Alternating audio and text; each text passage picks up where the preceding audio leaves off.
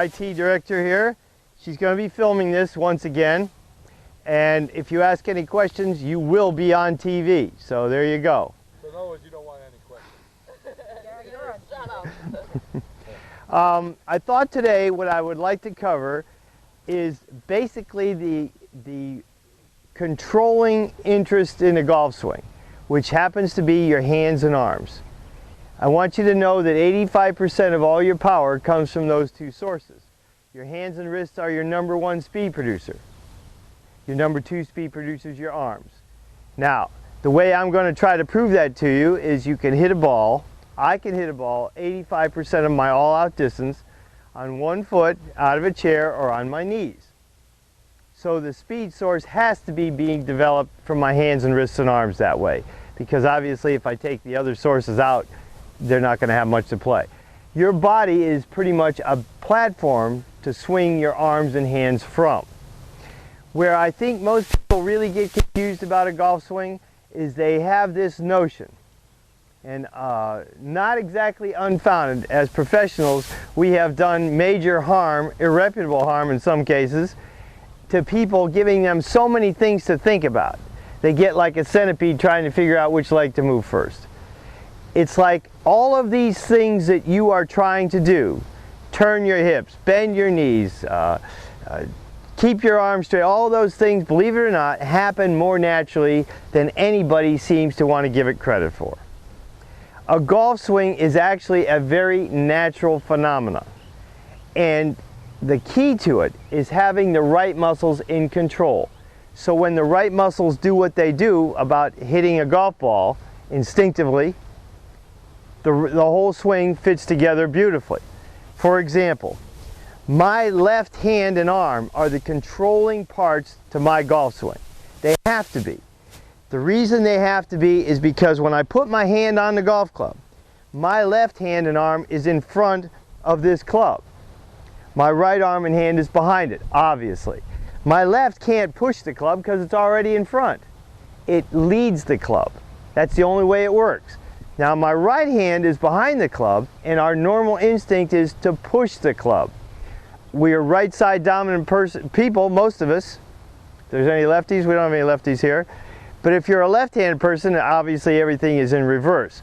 But for some reason, being a right side dominant, our instinct to push is much greater than our instinct is to lead. That is the one single factor that makes golf tough. Because the minute you push this club, you make this club move faster than your lead arm. And the minute it does that, it bottoms out in midair, comes up, and tops the ball. So, when my arms and hands are swinging this club, but because I feel like, wow, that club is aiming out there, out to right field somewhere, then I've got to push it, that's when I get into trouble. Because that push makes the club go by my left arm. The minute it goes by my arm can't swing anymore. So it's nearly impossible for you to ever finish your swing properly. The second part of it, when I swing this club down and I stop the flow of it, my arm stops the flow, the club bottoms out in midair, comes up and tops it. You can see that. See how my hand, the minute I stop my arm, my hand flips. If my arm kept going, it wouldn't flip. Then I could hit the ball. If I just merely lead this club through the ball, if I swung this club back and through, and I lead it through, it's going to hit the ball. Don't be impatient with it. Don't get to here and feel like you gotta shove the club at the ball. That's what ruins your swing. That's what makes the club bottom out in midair, come up and top the ball. Those are the things that cause the angle of the club face to get severely open or closed. That's the misery of the game right there. But if you can allow your arm and hand to merely lead through and around the way it naturally works, it gets a lot easier. Disturbing that flow of your lead arm is what ruins your shots. All bad shots are caused by only one thing: over control. What causes over control? And I know all of you have heard me say these things before: tension and over anxiety. So, if I were to let this club swing, look at how even the pace is. Back and down, the same speed. That's what a pendulum does, because gravity plays the role here. If I take this club to here and I just let it go, it's going to go downhill long enough to make it to the other side, almost the identical distance. And it does it this way. Pendulums swing even. Now, if I make it come down and goes higher, it's because I did that.